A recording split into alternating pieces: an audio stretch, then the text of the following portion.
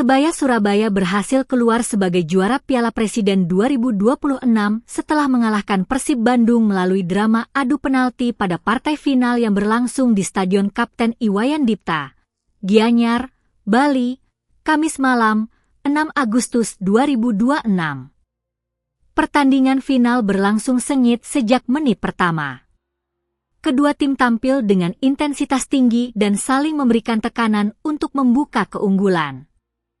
Persebaya akhirnya mampu memecah kebuntuan pada menit ke-20.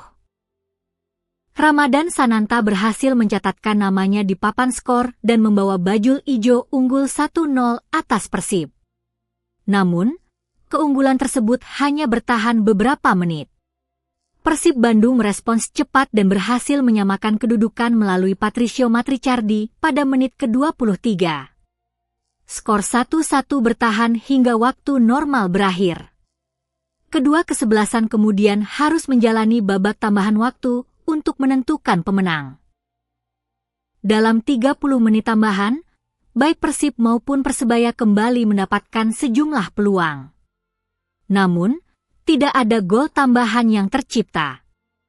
Pertandingan pun harus ditentukan melalui drama adu penalti. Adu penalti berlangsung sangat ketat. Kedua tim sama-sama menunjukkan ketenangan dari titik putih hingga akhirnya Persebaya mampu memastikan kemenangan dan mengamankan gelar juara Piala Presiden 2026. Kemenangan tersebut menjadi pencapaian penting bagi Persebaya.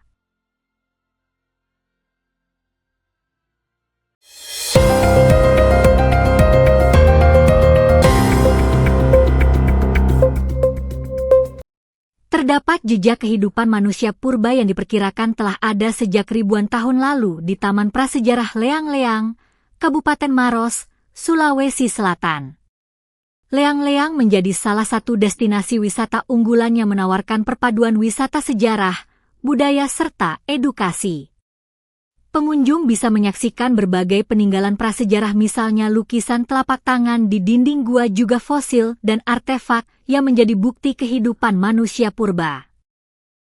Temuan paling mencolok di Leang-Leang ialah lukisan tangan yang diperkirakan berusia lebih dari 40.000 tahun. Lukisan tersebut dibuat menggunakan teknik sederhana. Manusia purba meniupkan campuran pewarna alami ke tangan mereka yang ditempelkan ke dinding gua menciptakan siluet yang masih terlihat hingga kini. Oleh sebab itu, Leang-Leang menjadi pilihan wisata yang cocok dikunjungi bersama keluarga, sekaligus memperkenalkan sejarah kepada anak-anak. Lokasi Taman Prasejarah Leang-Leang berada di Kelurahan Leang-Leang, Kecamatan Bantimurung, Kabupaten Maros, di mana lokasinya berada sekitar 9 km atau 15 menit dari Taman Nasional Bantimurung. Apabila bertandang dari kota Makassar, jarak yang ditempuh sekitar 40 km atau berkisar berkendara selama 1 jam 13 menit.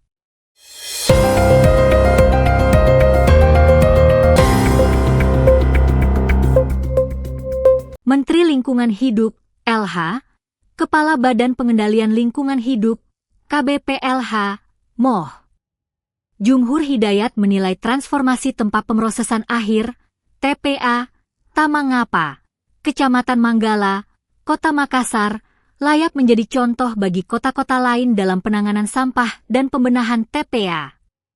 Hal tersebut disampaikan Jumhur usai menyelesaikan peninjauan langsung progres pembenahan TPA Tamangapa ke sanitary landfill bersama jajaran KLH, BPLH.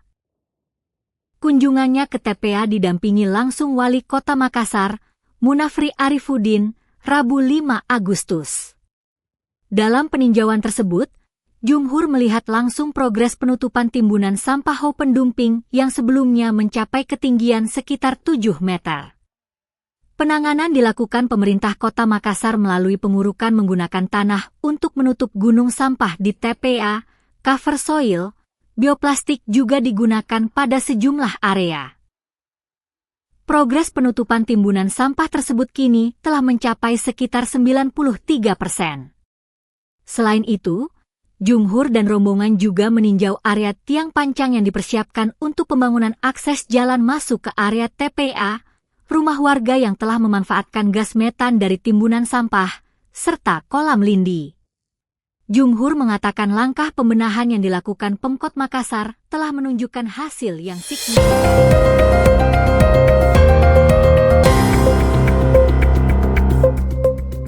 Timnas Indonesia akan menjalani pertandingan penentuan menghadapi Singapura pada laga terakhir Grup A ASEAN Hyundai Cup 2026, Jumat malam, 7 Agustus 2026.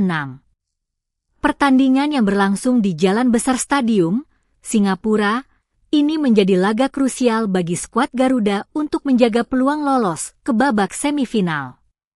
Indonesia datang dengan misi bangkit setelah menelan kekalahan telak 0-3 dari Vietnam pada pertandingan sebelumnya. Kekalahan dari Vietnam membuat posisi Indonesia berada dalam tekanan.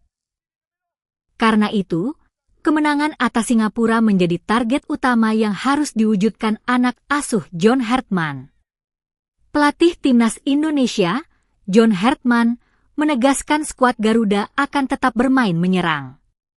Ia menyebut timnya berada dalam kondisi terluka setelah kekalahan dari Vietnam, tetapi memiliki motivasi besar untuk bangkit pada pertandingan terakhir fase grup.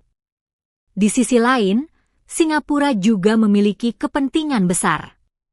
The Lions membutuhkan hasil positif untuk mengamankan tiket ke semifinal. Karena itu, pertandingan diprediksi berlangsung ketat sejak menit pertama. Pertemuan kedua tim akan berlangsung di Jalan Besar Stadium pada pukul 21 waktu setempat.